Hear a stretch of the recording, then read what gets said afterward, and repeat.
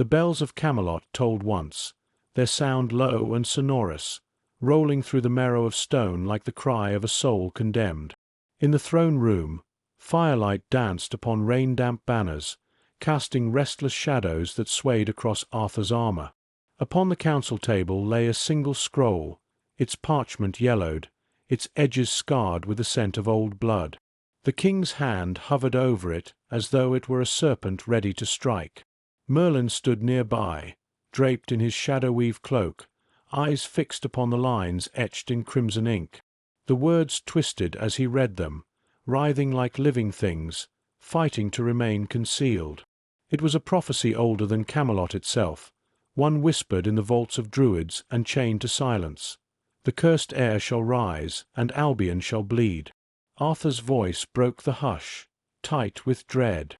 "Tell me, Merlin, does it speak of my own blood? Is this curse born beneath my roof?" His crown gleamed faintly in the firelight, and yet its weight seemed heavier than iron. Gaius stepped forward, the torchlight etching lines of sorrow upon his face. This scroll was inked with blood from forbidden rites. Its truth cannot be taken lightly. It names no child, no house, only ruin carried by inheritance. His words fell like stones into water, rippling through every heart present.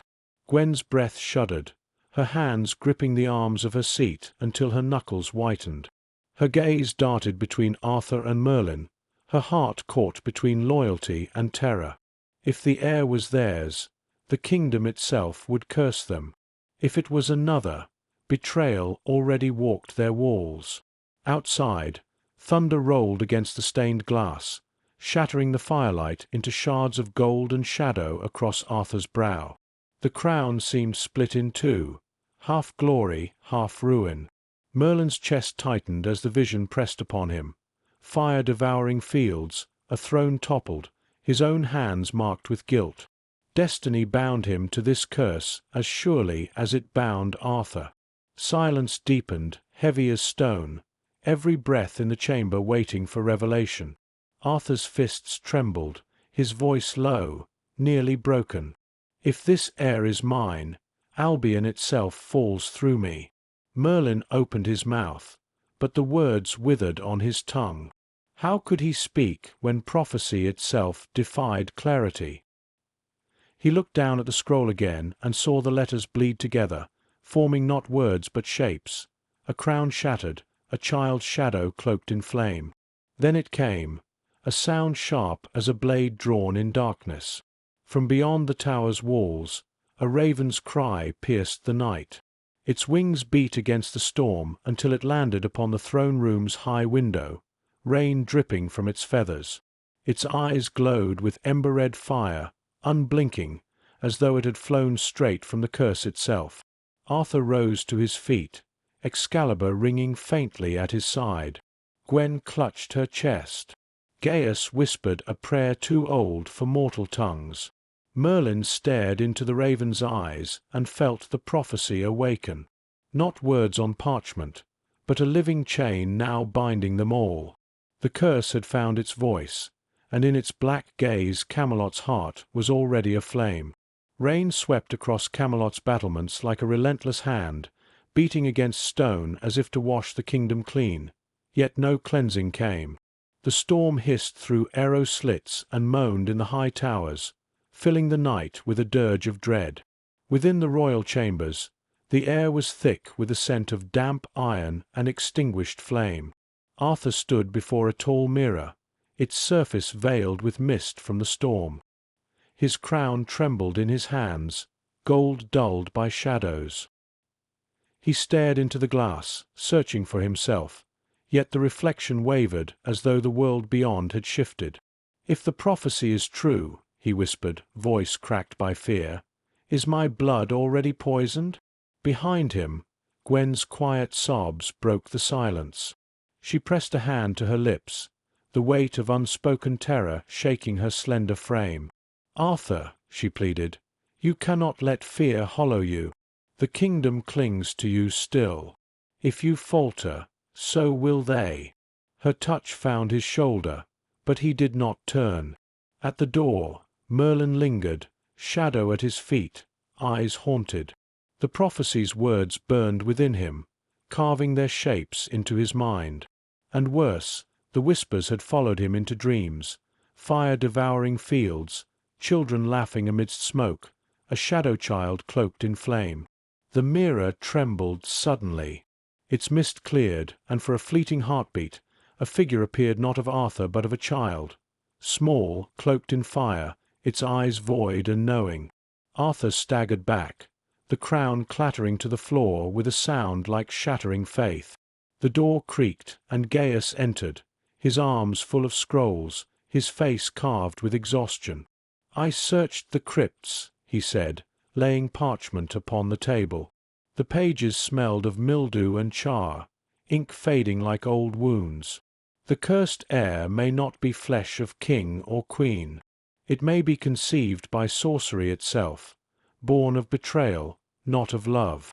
Arthur's gaze snapped toward him, fury twisting into fear. Then Morgana.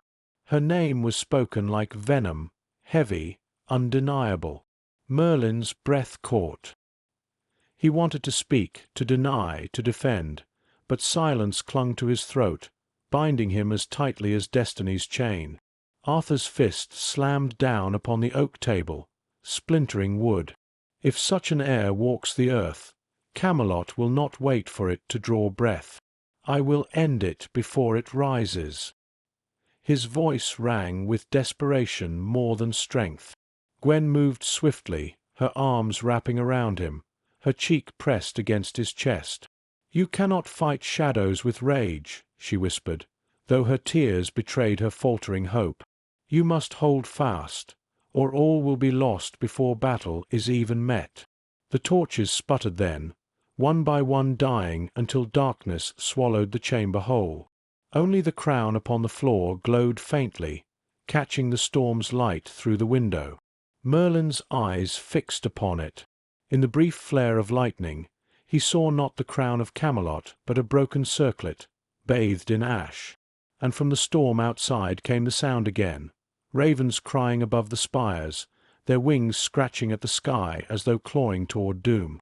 Destiny had sharpened its blade. Camelot trembled upon its edge. Mist smothered the wildwood, thick as the breath of the dead.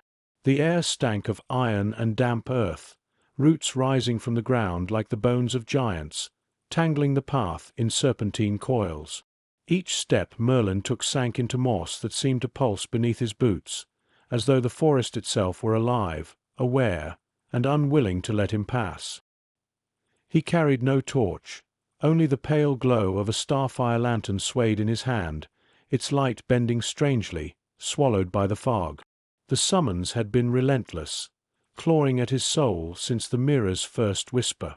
A voice neither male nor female, ancient as Albion itself, had drawn him here, through branches that twisted toward him, through silence broken only by his own breath. At last, he reached a clearing where the mist parted like a wound. There, at the heart of the glade, rose an altar of black stone.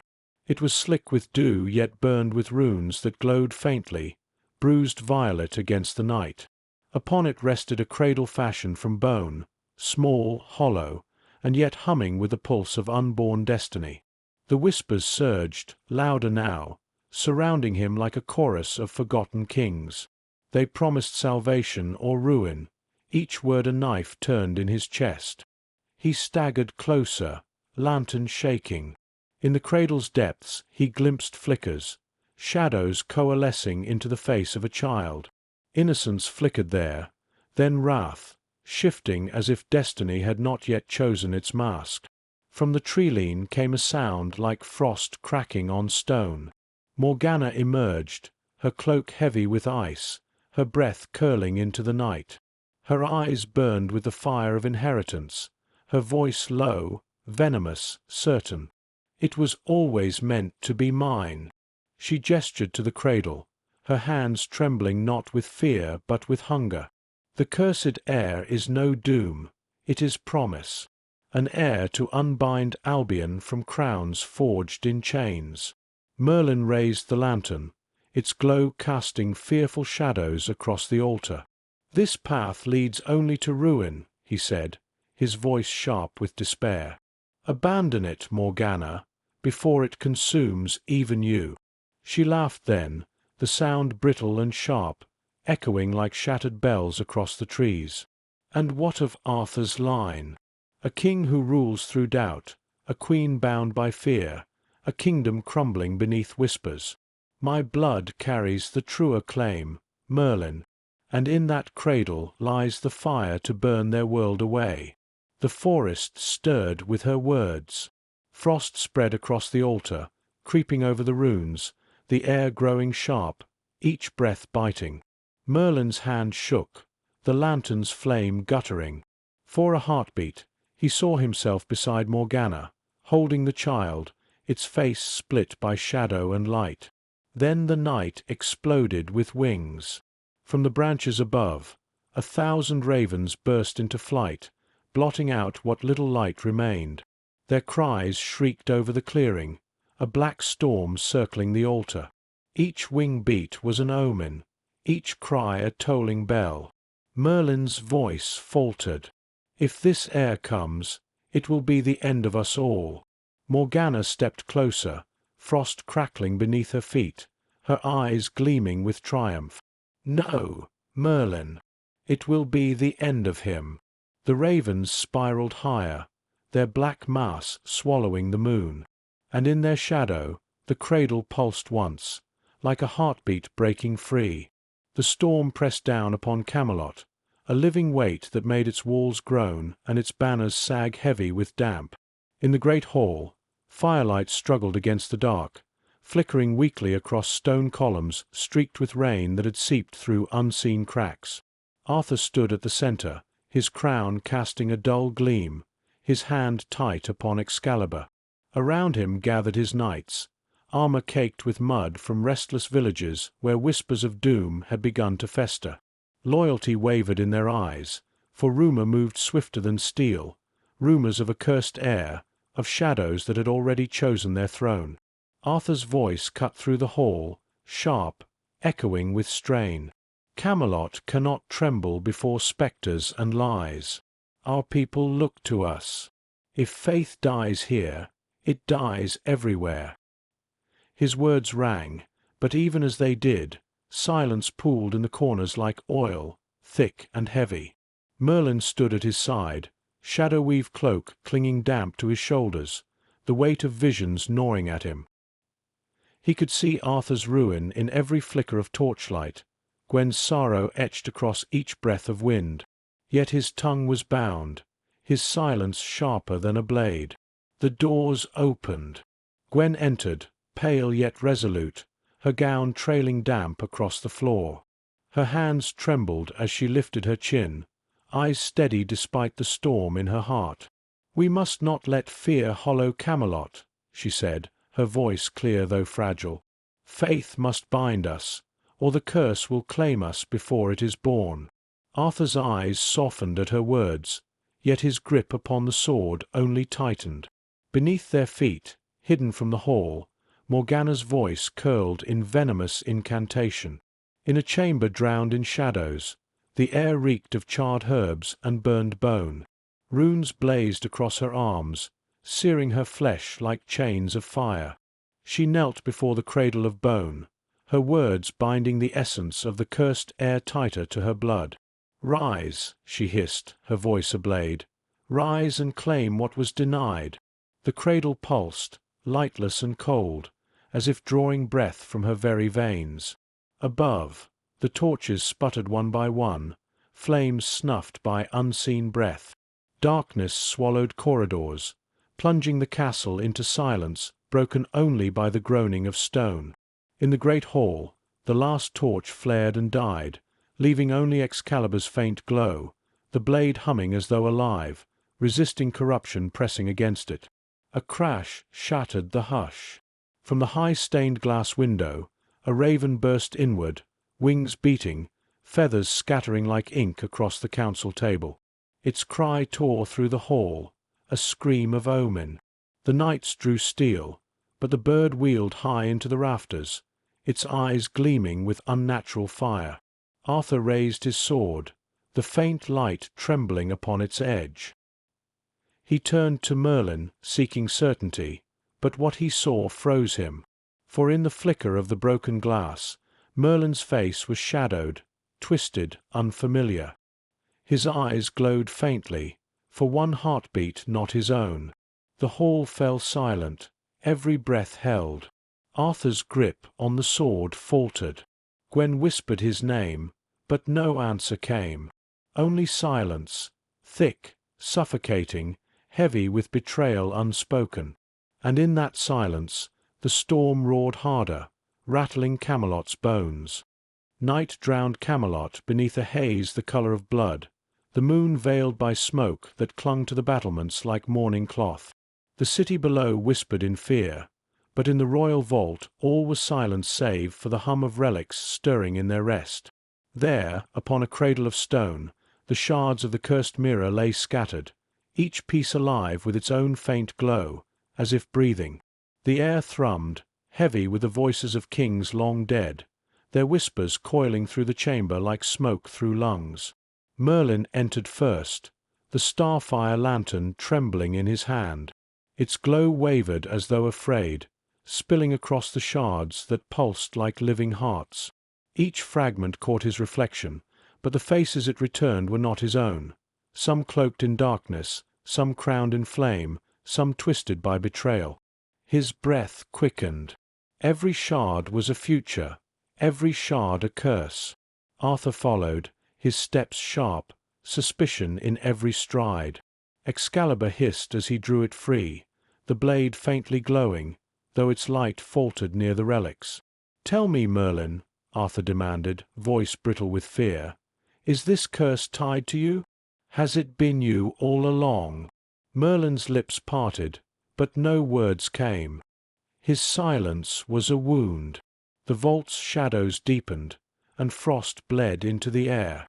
From the far corner, Morgana stepped forth, her presence cutting the chamber like a knife.